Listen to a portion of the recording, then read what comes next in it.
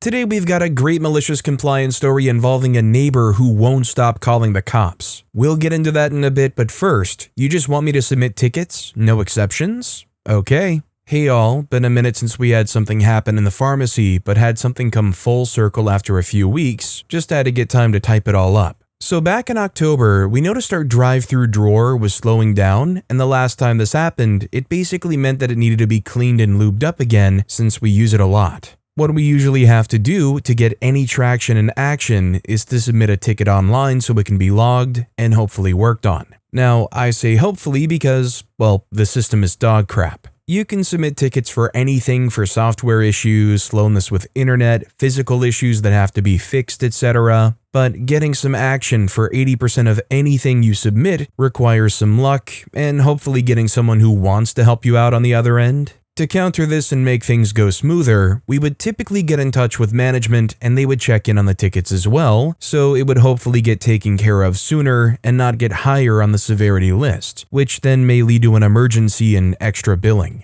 We did have a great assistant manager that I could talk with and work together on this, and we had great rapport, but he left early November because the newish store manager of a year basically drove out a lot of the old staff with severe micromanaging and blocking them on promotions, and she was a stickler on costs on the store. We asked to get 2 keyboards replaced, and that was a headache as is. So since he was gone and it's just the store manager, I tried to talk to her about it and give her a heads up and was met with, just submit the tickets and resubmit it if nothing happens. So just to make sure all was good, I copied the ticket numbers, sent an email and copied my pharmacy manager on it. I made sure to resubmit tickets and also ask, so you don't want me to tell you verbally or on email from here on about any ticket issues, pharmacy problems, or delays, correct? She replied back yes, and so I didn't. So back to the drive-thru. We had someone come out and check on the drawer. They said it would have to get looked at for replacement, so I made a ticket, put in all the info that was needed, and submitted it.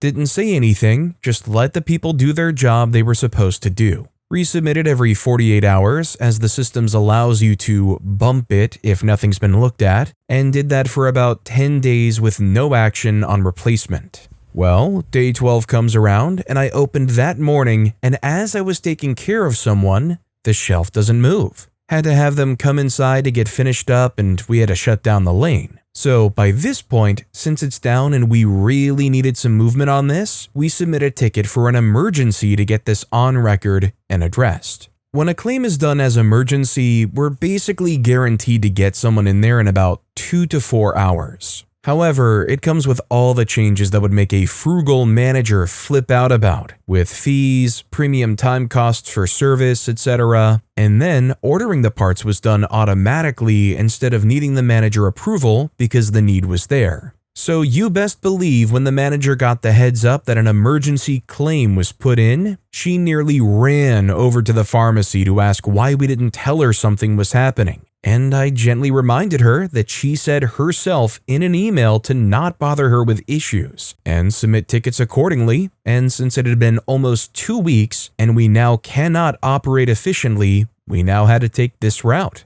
I think when we do emergency options, our district manager also gets an email, but I'm not sure. I didn't hear anything from him though. The fallout was a huge bill for the store, since the system we had to get replaced was from a company that initially put the system in when the store opened in the early 2000s. So they had to custom make this drive-thru replacement because it wasn't the current model they produce, have multiple visits to prep for the install, and as a cherry on top, the store got to hear a lot of complaints about drive-thru being shut down for so long, and if the scores don't look good there, bonuses get lowered too. I saw an invoice of some of the work, and the guy who was working on things was chill, but I think he quoted the drive-thru production around $25,000 because they had to put a rush on it, and that's not adding in the service fees and more. So a fix that could have casually been started at the first ticket and followed up on and finished sooner and for less cost ended up costing maybe 3 to 4 times the amount just due to the fees.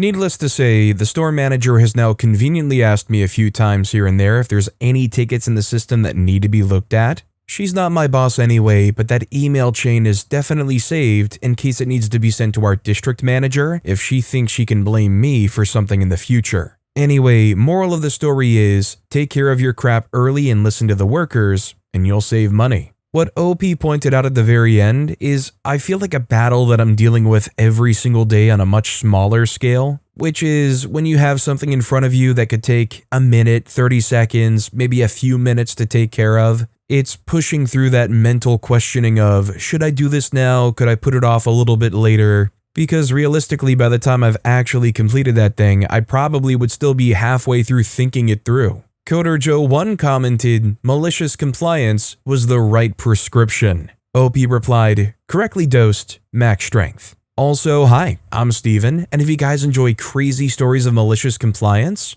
why not hit those like and subscribe buttons down below?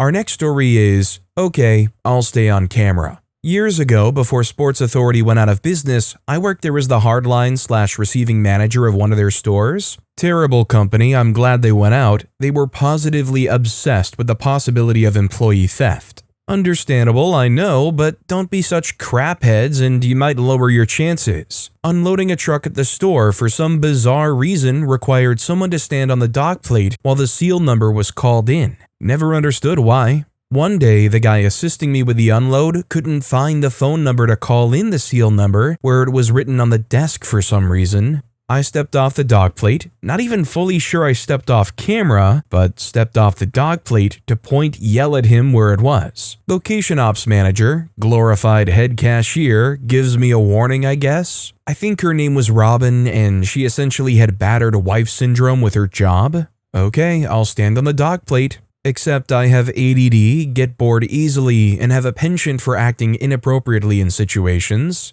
Cue up dancing on the dock plate and riding an imaginary horse while the person calls in the seal number. Did I mention I suck at dancing? Operations manager decides I'm not taking this with all the seriousness she can conjure up and reports me to district loss prevention manager. Shows him tape of me dancing in the dock plate and asks him what they're going to do about it. It got back that his response was, nothing. He's doing exactly what we told him to do. Why am I just imagining like CCTV footage of somebody busting out the orange shirt kid dance moves on the dock plate for no reason, breaking it down exceptionally hard on camera? Mississippi Joel commented, as someone who's in upper management, if a lower manager person wants to get rid of a rank and file for asinine reasons like this, I always say, sure. Just remember you're expected to fill in for him at his same or better performance level until you hire and train his replacement.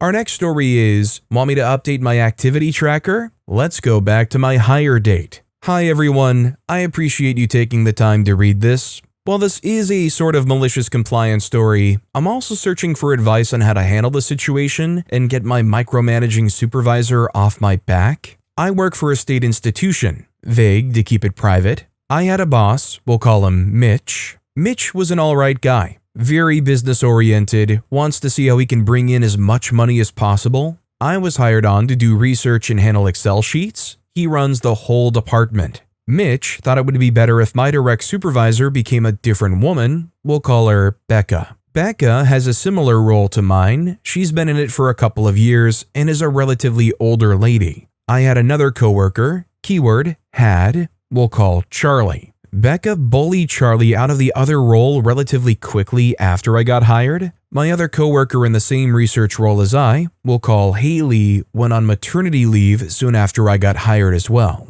Simple to say, I was thrown into a lot. Oh, I'm also 6 hours at a satellite location away from main campus. Becca works remotely. Becca has never come to the satellite campus and does not see how we operate. She was, at first, a chill old lady. As soon as she became Haley and I's immediate supervisor, micromanaging became an understatement. And yes, she does target Haley as well. I'm just her main target as Haley is on maternity leave. Haley went on maternity leave, so it was up to me to handle the front desk position, Haley's job duties, and mine. I moved for this job, so I know if I didn't do something and they fired me, I would be in a load of hot water financially. All of the work was a lot to say the least, and once Charlie quit, I got to do their job too. What does Becca do? I guess supervised and pretends she knows a lot. She has Mitch fooled. Mitch is her boss. Mitch comes to the satellite campus once a month for a week, but otherwise works on the main campus.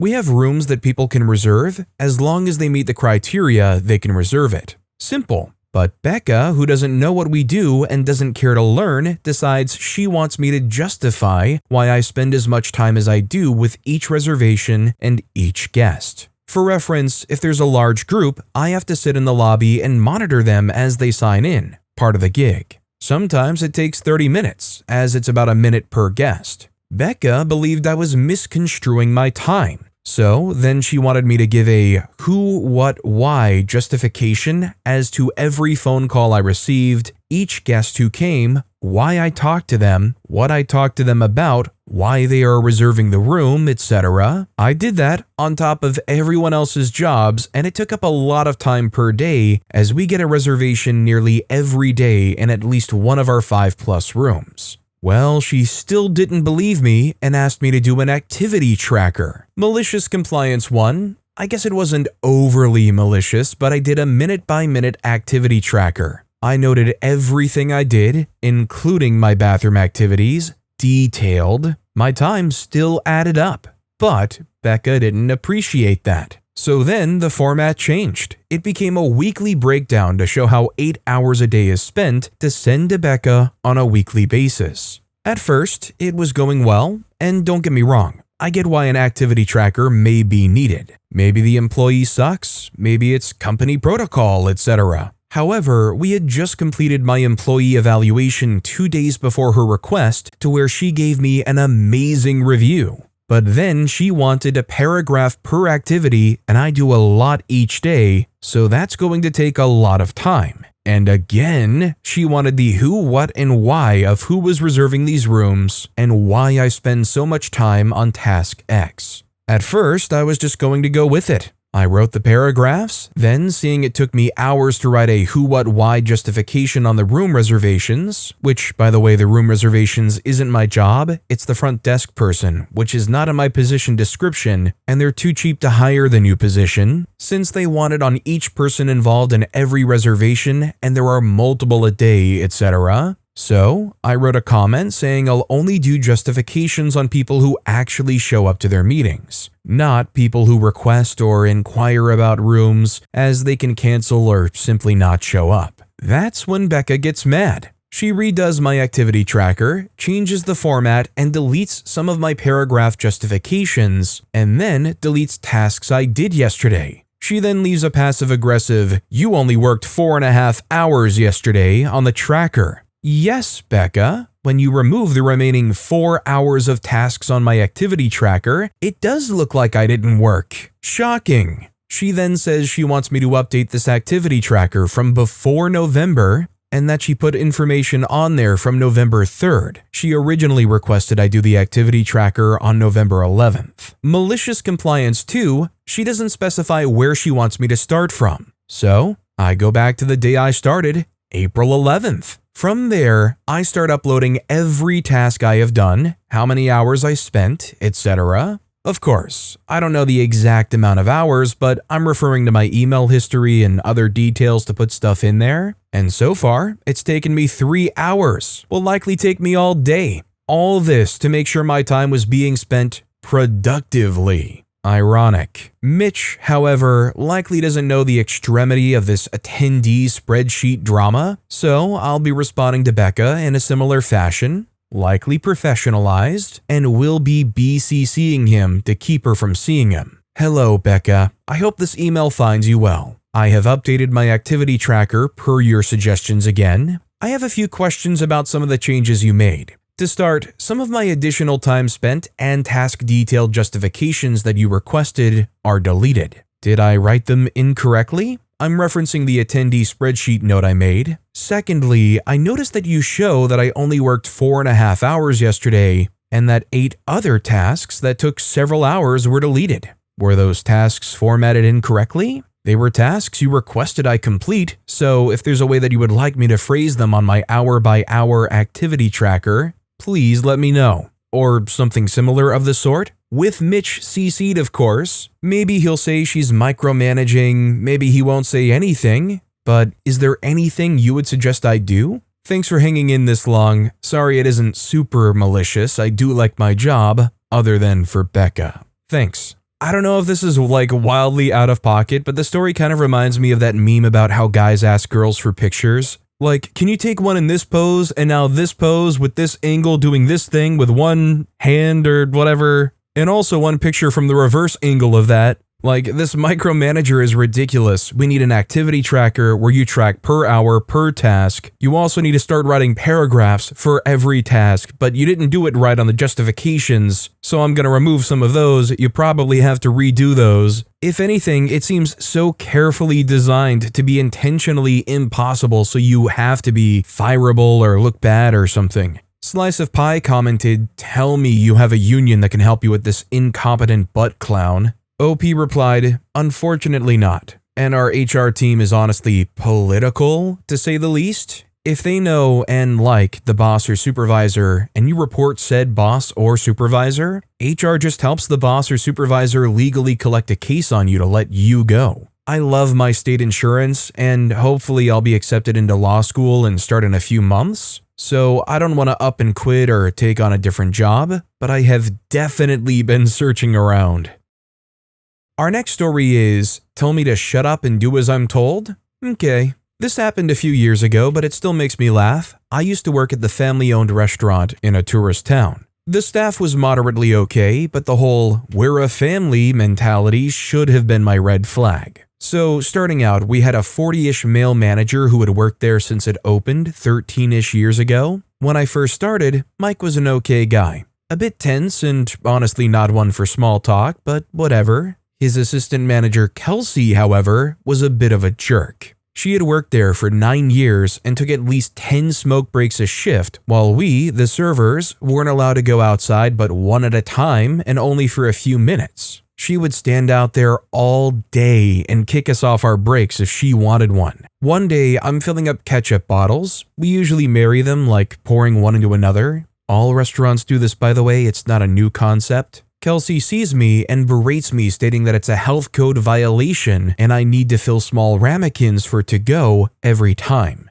Obviously that's some bull. That's been the standard at chain restaurants for years to marry bottle to bottle. So I do it. I let it go. The next day, I see my coworker marrying bottles, and I mentioned what Kelsey said to me, and Mike overheard and said, "You should shut up and do what your manager tells you, even if it's different from others." So Sierra can marry bottles, but I have to waste extra time to fill tiny ramekins? Bet. So that night, I have my coworkers bring me everything: ketchup, mustard, mayonnaise, A1 sauce, barbecue, everything. And I filled an entire metal tub full of sauces, no labels, just 100 plus ramekins of random crap with a note that said, "Just do as you're told." I quit the next day. I heard later they found it and most of it went bad, and Mike was absolutely ticked, but couldn't do anything. Also, side note, my favorite day working there was when Mike threatened to fire Kelsey for taking too long to poop,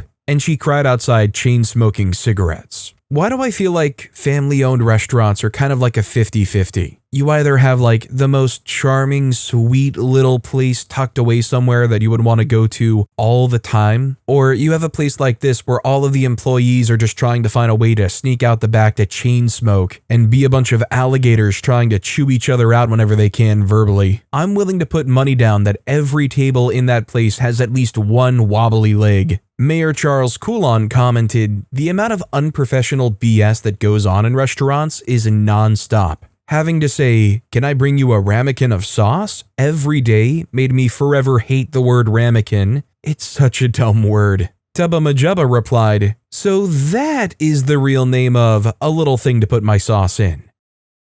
Our next story is Mystery Shopping Nonsense. Years ago, when I worked at a major chain convenience store, we had mystery shoppers hired by corporate that would come in and secretly evaluate the store. Employees' pay depended on these evals. I worked an overnight shift, 10 p.m. to 6 a.m. alone. That's important because the mystery shopper eval list included asinine things like hot fresh coffee, roller grill full, etc. Not having them would cause you to be docked points, and thus not get raises. Now, if you've ever worked this kind of job, you know that is just silly during those hours of the night when there are few customers. The idea is to balance availability against waste. But after 2 rounds of my day coworkers getting raises, and I didn't because per store policy I didn't make extra coffee or roller grill items during the night, I spoke to my boss about it. I understand that this is corporate policy, and I also understand that our store policy is to not do this at night. What can I do as a night shift worker to get a better evaluation? Something along those lines, not adversarial or anything. The boss told me, just make sure you get full points on every line. That is your only job, and handed me another eval list to study. Okay, cue malicious compliance. For the next couple of weeks, I made sure to make fresh coffee, decaf and regular roast at 10 p.m. when I got to work, and fully stocked the roller grill. Hot dogs, jalapeno sausage dogs, taquitos, and then at midnight, when exactly none of the stuff had actually sold, I closed the doors and went to stock the coolers. This took around an hour and is just something that's done on night shift. So at around 1 a.m., I would then toss all the roller grill items and pour the coffee down the drain and make 2 fresh pots and restock the grill and reopen the doors. And then at 4, I would dump it all and make it fresh again because it had been there for 2 hours. The boss called me in and told me as long as I get 10s on all other items, I would be getting my raise along with everyone else from then on. Just for freak's sake, stop wasting $100 a night of stuff that doesn't sell. No problem, boss. Thanks. Too bad you didn't notice the issue until it cost your bottom line. Anybody else feel like OP should have pushed back a little bit more at the end? Say something like, no, I have to make sure I comply to the store policy every step of the way, but maybe I'd be more willing to follow this new re-advised policy if I could get those raises that with this new policy that you implemented that I pointed out, I would have gotten before, but maybe you just don't have that much negotiation power when you're working at, a 7-Eleven or something? I Hate Carrot Cake commented, back when I worked retail, I worked at a movie store. We had secret shoppers come in from corporate, and a coworker got a bad score because the movie he suggested to the customer was one she didn't like. That was the only negative mark, and it still failed our store for the secret shop. Freak secret shoppers, never in all my years in retail were they ever helpful. Vegetable Food replied, I've done mystery shopping, and literally every single employee gets full marks for whatever the heck they're supposed to do. Ain't no way I'm ratting out a service worker for $15.